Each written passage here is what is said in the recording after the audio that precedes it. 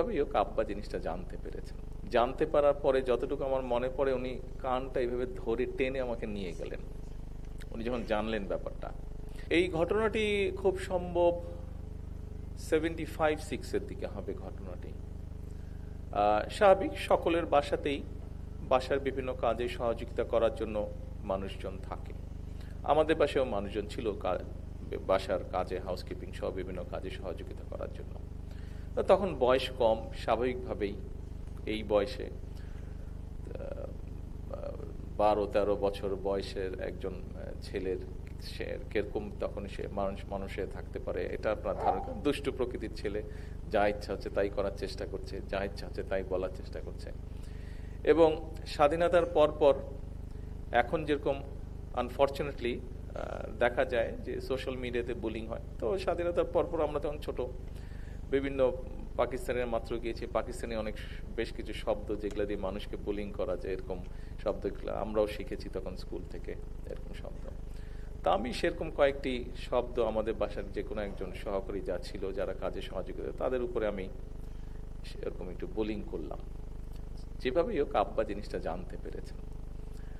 জানতে পারার পরে যতটুকু আমার মনে পড়ে, উনি কানটা এইভাবে ধরে টেনে আমাকে নিয়ে গেলেন উনি যখন জানলেন ব্যাপারটা। লোকটা, ওরা যেখানে সাধারণত বসতো কাজের ফাঁকে ফাঁকে যেখানে রেস্ট করতো, ওখানে ওই লোকটা বসা ছিল। উনি কানটা টেনে ধরে আমাকে নিয়ে গেলেন, নিয়ে গিয়ে আমাকে বললেন যে ওকে সরি বলো।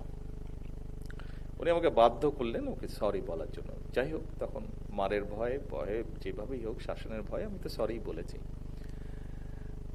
উপস্থিত নেতৃবৃন্দ, কর্মী ভাইরা, এই ঘটনাটি আমি আপনারা যে শুনলেন, আপনাদের সামনে যেভাবে আমি তুলে ধরলাম ঘটনাটা, কানটা ধরার স্টাইলটা যেটা দেখালাম, নিশ্চয়ই আপনারা খুব মজা পেয়েছেন।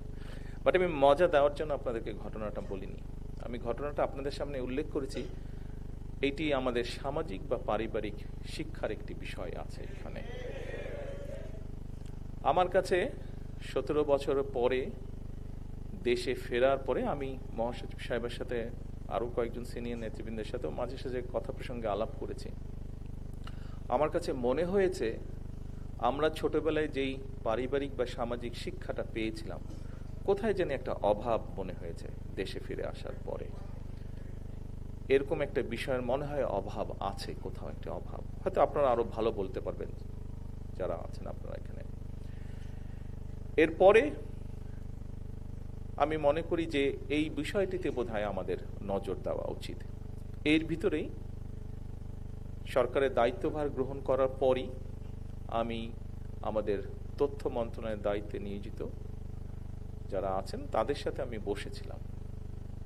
আমি তাদের সাথে কান ধরার ঘটনাটি বলিনি, তবে আমার যে এক্সপিরিয়েন্সটি সেটি আমি তাদের কাছে বলেছি যে মূল্যবোধের যে একটা ঘাটতি দেখা যাচ্ছে, এই ব্যাপারে তারা এবং শিক্ষা মন্ত্রণালয় কিভাবে কাজ করতে পারে।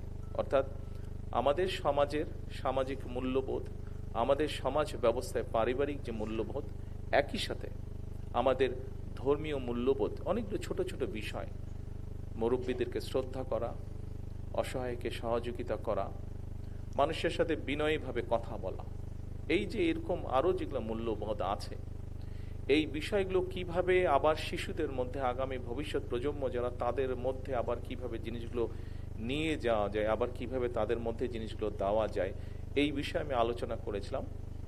এই বিষয়ে আমরা চেষ্টা করছি কাজ করতে।